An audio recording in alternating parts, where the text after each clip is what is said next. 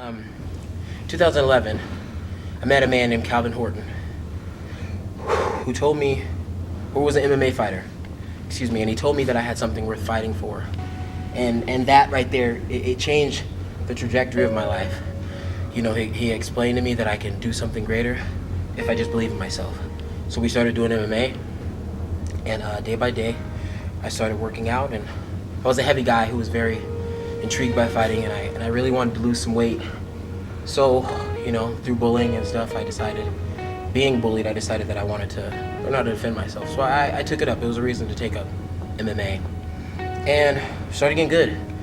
Record went from 2-0 to 4-0 to 6-0 to 8-0 until my ninth fight. I fought a wrestler who won by decision by taking me down and controlling me. And that right there, I wanted to learn how to wrestle.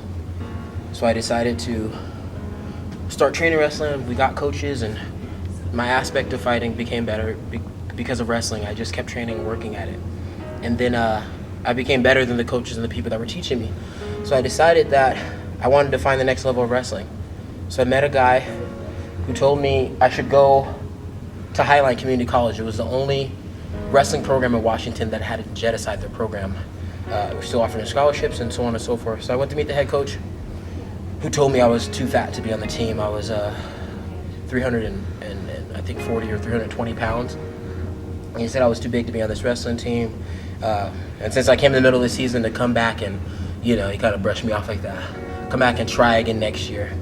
So there it was. I had a goal. I decided that for a year till the next season came, that I was going to work as hard as possible, eat right, train good, and study, because in order to get into college you need a GED. I was going to study to get my GED and lose some weight. He told me I was like 35 pounds away from the heaviest weight class, which was 285 pounds, so I just need to lose that much to be able to wrestle. So for a year straight I worked out and did things right. And the following season I came back on September 20th, 2012, and I had lost 112 pounds. And I received my GED. I thank God. I through the people that I've met, man, and all the things that I've done.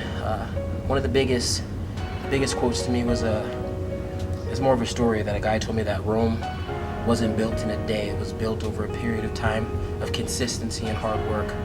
You're not set out when you're gonna build a great city. You're not set out to build the biggest city in the world. You just get a brick and you lay it just as perfectly as a brick could be laid. And then every single day by day, through consistency, eventually you'll have your empire.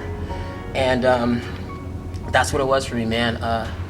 Unfortunately, I went to Highline and I was able to wrestle the first year, but I was battling injuries. I kept getting injured, and I just believe it was a sign from God. I kept getting injured for whatever reason and wasn't able to complete a whole season. The first 2 years I get injured, but as I'm injured in those seasons, I'm able to work through my academics. And when I was in high school and dropped out of high school, I was a 1.3 grade point average. I get into college and I'm actually able to focus on college and make conceptual connections with the reading and the research and things we had to do, and my grade point average was a 3.7. I got more than 7 scholarships, and I'm thankful. That's really the biggest thing I could say. I'm completely grateful to all the people I've met and all the people I've known that blessed me with the opportunity to receive these scholarships and so on. So then at the end of my tenure at Highline Community College, I was asked, why don't you give the commencement speech? You may have to do an interview with some people and go through that process, but why not give it? And I was like, why not? So I tried out for it and made it. I was able to give the commencement speech, which shows a lot for somebody who never graduated. I never walked, I've never worn a cap and gown in my life. And my first time wearing a cap and gown was at the pinnacle. I'm up there with the leading faculty and professors and doctorates on stage, and then I give my commencement speech in front of 7,000 people. It was the most incredible day of my life. And I appreciate it. I took it all in. I was able to sit there and, just marvel at what I was doing, And then eventually, my goals just kept becoming better and better. Writing goals on a piece of paper has become a conviction to me. Every day, every week, I'm writing them on pieces of paper. And my next goal was to get into Washington State University to wrestle for their national championship team. And here I am. I'm a junior at Washington State University, and my first year I became a national qualifier. Next year I completely will expect to be on the podium for sure. But it's through trial and error, man. Iron sharpens iron. I have great teammates, great partners, a great coach, and great friends. And I continue to just work on my academics.